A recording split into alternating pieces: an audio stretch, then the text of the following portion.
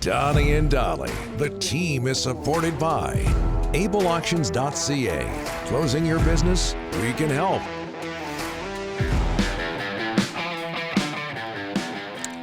Today is Wednesday, and all of our guests, including Ian Furness from KJR Sports Radio, Fox 13 Sports, standing by, brought to you by our title sponsor, Able Auctions, ableauctions.ca. A lot of people are ripping into you. Why? In the Delaney's OK Tire and Langley inbox.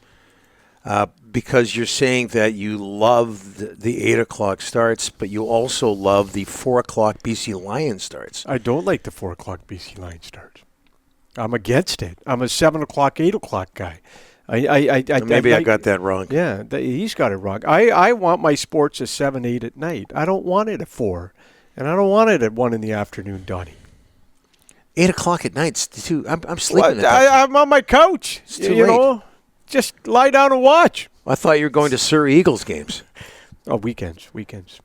Seahawks, they host San Francisco Thursday, American Thanksgiving, after losing 17-16 to the Rams in L.A. Here to talk about that and all things sports in Seattle. From KJR Sports Radio, Fox 13 Sports, our friend Ian Furness. How are you, sir?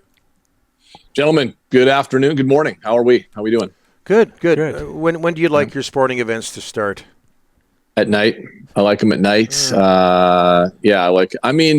It depends, right? But I like settling in. If I'm going to be at home, well, let's go two ways. If I have to work it, earlier the better.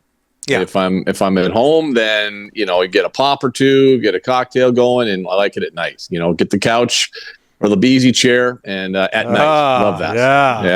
Yeah. I'm not a, but like what I love? Like, I don't know how it's been years, right? But I love the Hockey Night in Canada doubleheaders now. Like, I remember back in the day when it was only a 5 o'clock game, right? It was always Toronto and or Montreal, and 5 o'clock, and then you're done at 7, and you got the rest of the night. Like, what do you do? So now you got to after hours and all that stuff. So yeah, I like a night game. Give me a night game. And every once in a while, Hockey Night in Canada would throw Vancouver a 5 o'clock start. That's right. Right? Yes. But yeah, usually we had to watch on, was it Czech probably, or BCTV or whoever it was back then? Yeah. Let's go with Czech, Ian. Yeah. Czech it is. Yeah, I always get confused up there. My apologies. I love Czech. Czech's my favorite. There you go.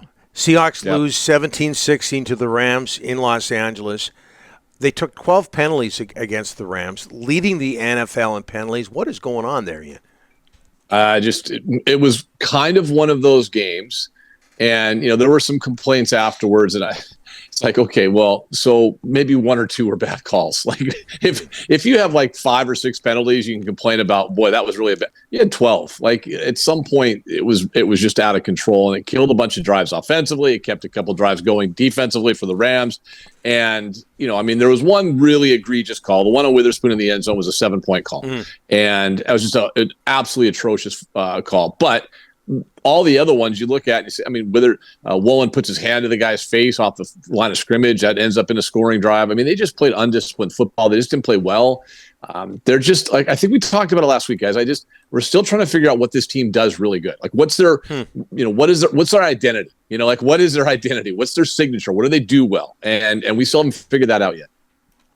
How much are they going to regret that performance in L.A.? Ian? They were up 2 scores in the fourth quarter, and up next they got a tough schedule, including the 49ers twice. How much are they going to regret that? And the Eagles are in there as well. Well, two score leads, whether it's 2 goals or two scores in football, those are not good for us down here in Seattle these days. Yeah, they seem to be a problem for both of our teams playing right now. They're going to regret it. It's a heck of a run. They got San Francisco, as you guys mentioned, tomorrow on American Thanksgiving. And I love how I should say American Thanksgiving with you guys, by the way. On American Thanksgiving tomorrow, the real Thanksgiving we like to call it. And then then they go to Dallas next Thursday. Back to San Francisco and then Philadelphia, and it is just a gauntlet of games coming up. If they can win one of the next 4, I think they'd almost be okay with that. Ideally, you win tomorrow, you keep yourself in the NFC West race. But if you don't win tomorrow, you're playing for a wild card spot. Ian, let's talk about your hockey club. They lose to Calgary 4-3 in overtime. They had the lead, outshot in the third, 16-3. Yeah. 4 losses to the Flames and the Oilers. Like, what's going on when you guys are playing Alberta? Well, we like Alberta, so we kind of we throw them a bone down here. We don't like you guys. That's why they went up there and they knocked little Quinny and the boys around, right? So like I just said, 2-goal leads are weird. Yep. They had a 1-goal lead. They go into the third with a 3-2 advantage. Decord kept them. Decord earned them a point. They could have lost that game easily. You mentioned, Rick. I mean, 16-3, they got outshot. They got badly outplayed. They played a second period that was exactly like they played in the playoffs last year. They had 2 goals that were just, go to the front of the net, bang away, greasy, just what they did last year, forechecked hard, things like that. And then they just got away from it again. And they're very much a Jekyll and Hyde team. Here, the good news is this. Their top guys are starting to score. And Eberle's on a little streak. McCann's is getting hit. McCann's been consistent all year. He's been their best player all season. Beniers is starting to heat up a little bit as well. They're not really sure who their number 1 goalie is, but they're starting to heat up. They'll probably end up, with American Thanksgiving as a playoff team, or at least in a playoff position, which, as we all know, is huge. But yeah, they just have a hard time holding on to leads sometimes, and I think it's really frustrating for Dave Haxtell and staff. But I thought the big story today was Ryan Henderson not liking our Winter Classic jerseys. I thought that's what we're going to talk about. I saw Ryan already didn't like the jerseys they just released. Ryan, show the jersey, because Seattle just released it in a tweet. Well, Ian, you didn't like the fact they were leaked by the Utah Jazz. Yeah. I'm still mesmerized by that. Jeff Baker wrote a story in the Seattle Times today. It's what you call a controlled leak, and it was done for marketing purposes. And so I'm scratching my head with that, because let me think. So, like, who would be the Utah Jazz were like the biggest rival for the Seattle Supersonics, forever, right? And so the Seattle hockey team is going to leak their Winter Classic jerseys through the former basketball team's rival on a Friday night. Weirdest thing. You know what? That's why I'm not in marketing, I guess. I don't get it. I'm sure it makes sense to somebody. I think you could have picked, if you wanted to use a basketball team, could you not have found somebody else? I don't know. I mean, anybody else, maybe besides the Utah Jazz.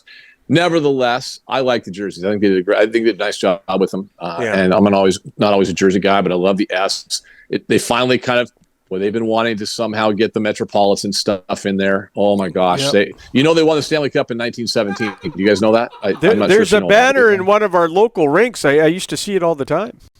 There's one here too for some reason. But yeah, they finally got, but I love it. I love the red S. I think they did a nice job. I know people like the Vegas ones too. So, but yeah, the way it was leaked, I don't quite understand. I think there's a TNT connection there, and also, where's the NHL thinking of expanding? Possibly Salt Lake City. Very nice. Yeah. I'm moving back to Salt Lake if that happens. I'm out. I'm heading back down there. You lived there? I was there almost 6 years. I did back in the day we were the International Hockey League, then the American Hockey League. I worked for the Grizzlies. Yeah. We were Islanders. We were everything. Islanders, Kings, and Stars affiliates during my 6 years there. So we couldn't really hold on to one for long. But yeah, we were the affiliates for those teams. Saw a lot of good players come through. It was fun. I gotta check out your Wikipedia page and get more familiar with your career. One more thing, Ian. What was with all the Seattle fans? I mean, when the Kraken scored on the weekend in Vancouver, the cheers were huge. What's going on there? Well, I would ask your fans, what's their problem? Yeah. What's their problem? Like, why are you selling tickets to Seattle fans, first of all? And it goes back, right? Like, we heard there was a riot that was going to take place, so we all wanted to head up there and enjoy it. Nobody enjoys a good protest or, civil disobedience like the folks in Seattle. I mean, we love that down here. Yeah. I mean, we love that. And so they went up there, brothers in arms, and said, let's go. I heard this, basically, this is where you riot. I mean, this is where you learn how to do it. It's kind of like the Mecca for them. So they all went up there and hung out, and sadly disappointed nothing happened after the game after Quinny and the boys got knocked around by the Krakens. You like that Quinny thing, don't you? That's twice you've laid that on us. I like your little defenseman. He's a cute little player. We like him. Number 43 or whatever the heck it is. Used to be you wore that number in training camp. You're getting cut. You're getting sent down to Abbotsford the next day. But I guess he's a good. I heard he's good. I heard he's a good player. That's what I hear. So, somebody brought this up. Okay, do we have a second? Yeah, sure. Yeah, go for it. All right.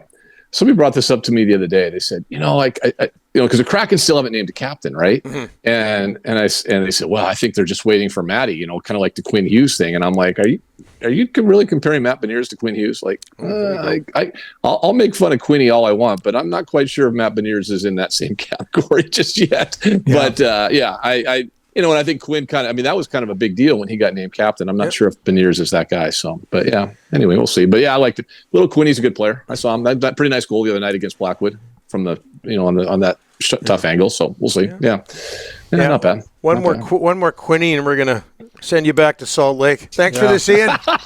Well, I got reassigned today to the eye. Actually, they're in the coast now. That's what I bailed when they went to the coast. I'm out. I'm not going to the jungle. I was out at that point. Awesome. Thanks, my friend. See you, boys.